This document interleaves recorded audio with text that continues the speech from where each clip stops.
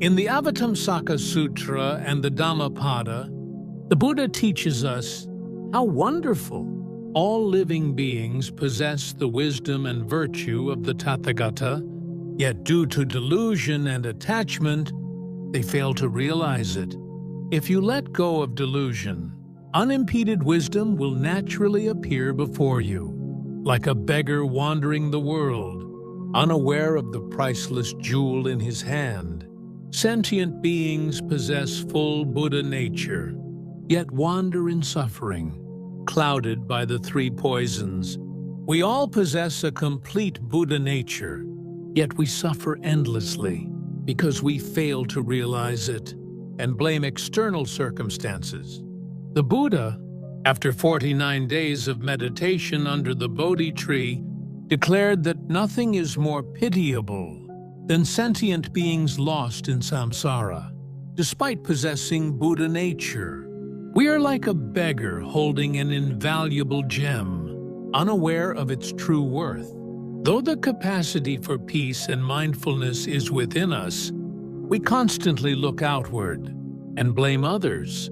We blame the weather when it rains or gets hot, get annoyed in traffic, and feel resentment when colleagues talk behind our backs. Our attached ego grows so large that it obscures our clear inner wisdom, keeping us trapped in the cycle of suffering. In the Dhammapada, it is said, "He abused me, he struck me, he defeated me, he robbed me." In those who harbor such thoughts, hatred will never cease. He abused me, he struck me, he defeated me, he robbed me.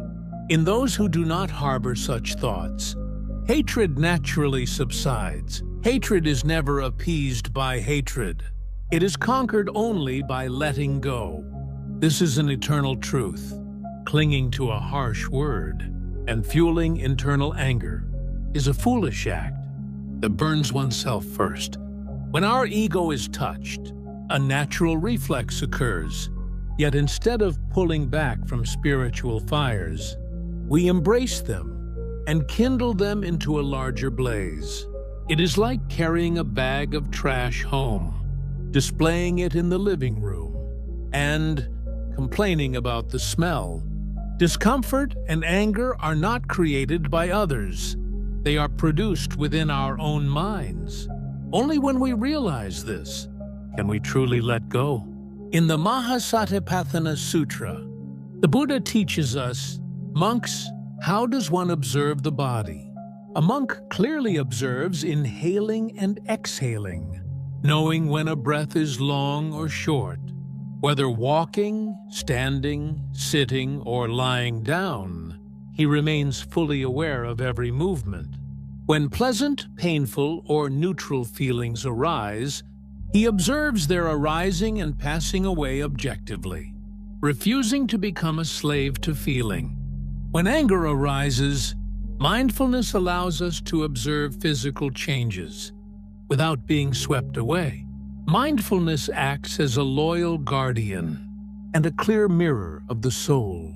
When triggered by harsh words, instead of acting out, observe physical sensations like a tight chest or a burning face. By dropping judgments and feeling physical sensations, a peaceful space forms between you and anger. Anger is merely temporary biological energy. You are its master, not its slave. In the Metta Sutta of the Sutta Nipata, it is written, "May all living beings be happy, peaceful, and secure. Whether weak or strong, seen or unseen, may all beings abide in peace." Just as a mother protects her only child with her life, cultivate boundless loving kindness toward all beings, unstinting, unhindered, without hatred or ill will. Spread loving kindness across the universe. Releasing anger is not weak submission. It is protecting oneself and others with true compassion and wisdom. This is illustrated by the fable of the poisonous snake that stopped biting after listening to a Zen master When villagers began abusing the harmless snake, the master explained that avoiding biting does not mean forbidding a hiss to protect oneself. Overcoming anger does not mean letting others mistreat you. It means transforming blind rage into wisdom and compassion, setting boundaries peacefully, and protecting everyone with a calm mind. In the Samyutta Nikaya, we are taught, he who constantly seeks the faults of others increases his own defilements and moves further from liberation. Look not at the flaws of others, nor at what they have or haven't done. Look only at your own actions and omissions. Criticizing others accumulates dirt in your mind, while observing your own flaws is the root of wisdom. Releasing unrealistic expectations of others and understanding their limitations brings genuine forgiveness and peace. We often suffer when spouses, children, or colleagues fail to meet our expectations. Pointing fingers only increases our own turmoil.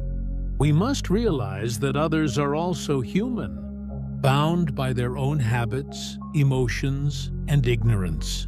Forgiveness is not validating their wrongdoings. It is a sacred gift of peace you give to yourself.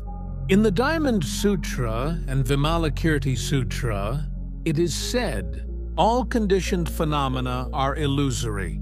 If you see that all forms are formless, you perceive the Tathagata. The self is merely a temporary combination of physical form, feeling, perception, impulse, and consciousness, like a flowing river or morning dew. When you clearly observe that there is no fixed self, insults fade away like ripples on water. There is no fixed entity called I. Letting go of attachment is the only way to lighten the mind's burden.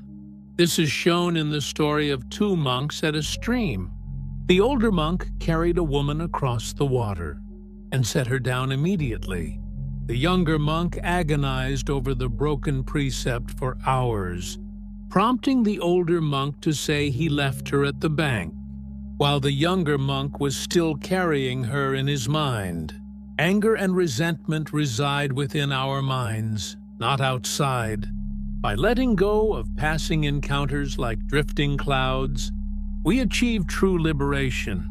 In the Dhammapada and Metta Sutta, the Buddha teaches one who knows contentment is at ease on the bare ground, while one who lacks contentment is dissatisfied even in heaven. The past is gone, and the future has not arrived.